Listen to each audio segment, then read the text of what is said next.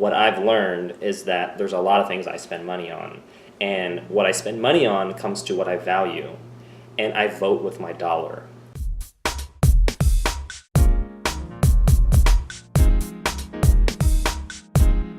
Well, hey everyone, thank you for joining us today. I have Marco here, and he is in the financial services realm.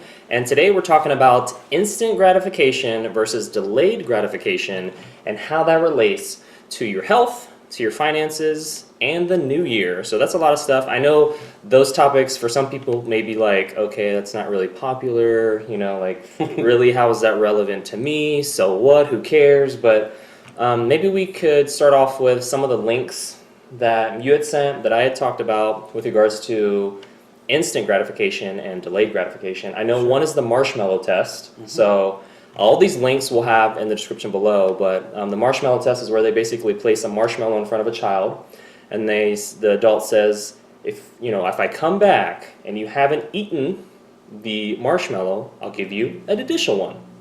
And some kids fail, some kids, are staring at it, looking all crazy, right? Oh, those responses are yeah, some people like wild. lick it, some people take a little nibble, try to hide the bite, One little girl sat on it. Okay. She sat on it. She just, look, I'm not even going to try to fight this. Yeah, right? She just sat on it. Yeah. And we were reading a quote, and basically the summary of the quote was, we can basically have the ease of distraction, aka instant gratification, or we can have the discipline of pain, which is delayed gratification. And for me, that kind of stood out because I would consider myself a disciplined person, and I have to put off a lot of stuff, but there's some things that I don't, right?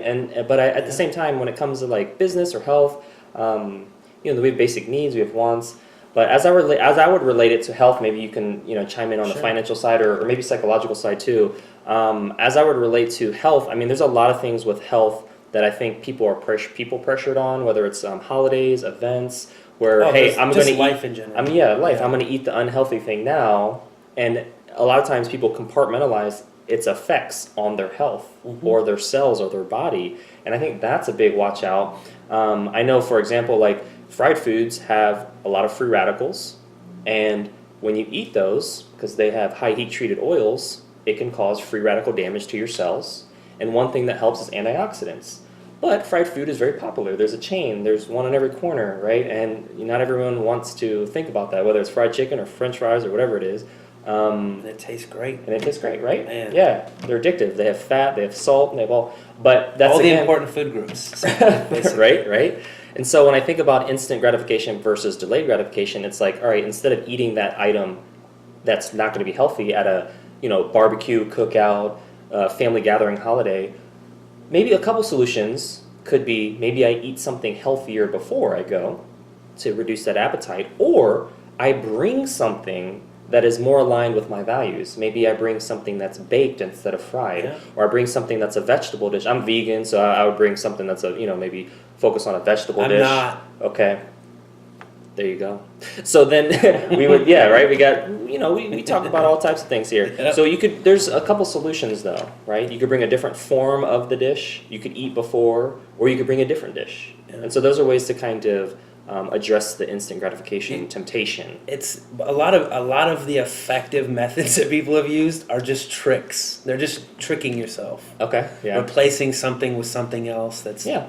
More beneficial than the other thing. You could see it as a trick. I could see it as a replacement. Yeah. Well, I mean, you have to condition Yeah, yourself in order, because I mean, let's be honest. I mean, I've always eaten pretty healthy myself. Okay.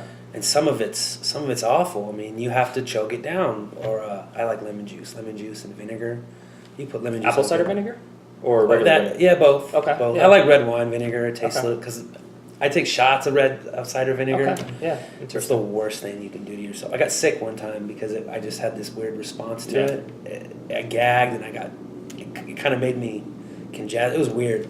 But yeah, vinegar, throw some vinegar, throw some lemon on it. Yeah. But we've just gotten to the point now where our meals, they're so saturated with all this garbage because nothing else we want it to taste good. That's the most important part. We want it to be cheap. And cheap. Oh, goodness, yeah. Cheap. Cheap is good. Yeah. So it's generally worse. Right. So it's you have a choice though. You could pay the farmer now, or pay the doctor later. Yeah. And so the cost, in my point, is going to go to somebody. Yeah. You're going to spend money somewhere. What kind of quality of life do you have along the way? We're living longer, but are we living better? You know, the average life expectancy in the U.S. is 79 years old, but are we living better? Meaning, and better I define as when chronic disease hits. So are we hitting it at 65 or are we hitting it at 79, chronic disease, right? That's a good question. When we get it, how long is it lasting? Because if I get it at 65 and I live to 79, that's a long time to live with chronic disease, right? Yeah. But if I got it the same year that I pass away, that's better, right? I'm prolonged. It's acceptable. better. At least. It's better, yeah. And then, and then when I actually pass, ideally, I mean, we have the ability as humans to live 120, 140 That's years what old. They say 150. I've Yeah, read but that's some typically instances. in cultures where there isn't pharmaceutical drugs Yeah. and there isn't like processed foods and all this other Yeah. stuff that tears down our quality of life and life expectancy. But I think it's interesting from a health standpoint how that works. How would you relate that to the financial realm with regards to people's personal finances or in the financial stock market? As it pertains to instant delayed gratification in the financial Instant, world, yeah, though, yeah, all that.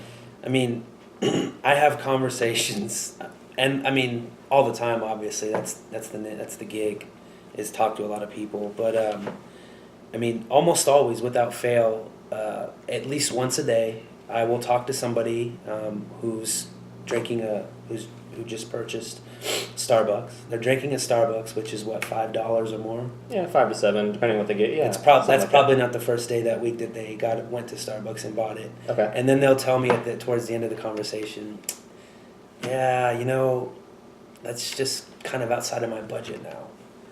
And I can't help but, unironically, by the way, they say this, totally unironically, and I just can't help but laugh, and I just think, guys, you got to think about this a little bit better. Go get a Keurig machine. Even getting a Keurig machine and buying the K-Cups is less expensive than going to Starbucks 4 or 5 times a week. But are they going to Starbucks for the experience that cannot be given by a Keurig machine? Well, yeah, I mean, that's the justification, I guess, that's used anymore. It's the experience. Yeah, well, you know, in my experience, you're going to get towards, 65 and 70, and you're going to be wondering, what's going on with the Social Security check this month. But that's 20, 30, 40, 50 years from now, so Yeah, I'll worry about it. I'll worry about Exactly. it when I get there. Exactly. Instant gratification versus delayed gratification. I'll worry about it when I get there. And in the meantime, I'm going to go get me some McDonald's because I love that breakfast there. I'm probably going to go on the way out after breakfast. I'm going to wash it down with the Starbucks. And, I'm going to go play a little blackjack at the casino. Yeah. I know some people out there were like, hold on, why are you shaming me for my Starbucks purchases and my restaurant or fast food eating? Hold on, it's no Marco shame. Lance, right? It's definitely not shame. It's asking you to think about these decisions. And Put a similar, little bit more thought into it. right, yeah, and similar to my YouTube channel and some of the supplements I offer and people that I've talked to, sometimes price is mentioned, that's too expensive or I can't afford that. Yeah. Those are common objections that I hear, but at the same time, the question that if I feel that the relationship's there, I'll ask is like, well, what are you, compared to what? This is expensive compared to what? And then they might mention another brand or something like that of supplement. But then I also ask like, well, what else are you spending? Or I might have to frame it up in like I statements. Like what I've learned is that there's a lot of things I spend money on. And what I spend money on comes to what I value. And I vote with my dollar. And so therefore, every dollar that I spend at McDonald's, Starbucks, fast food restaurant, whatever, it could be vacations, cars, cell phones. Some people may be like, well, that's a need, Lance. You can't be going after my needs. I'd be like, well, we have to define a need and a want too, okay? Because food is a need, but not fast food, right? Yeah. You could get it from a grocery store, but that's not convenient. Okay, well, that's different than, see, now, So anyways, the point I'm trying to make is you vote with your dollar, and every dollar spent is saying, I want this business to stay in business. Mm-hmm. And every dollar you spend for that business is not going to maybe a better business as it relates to value or your future. So I'm basically I'm the easy distraction of it's convenient and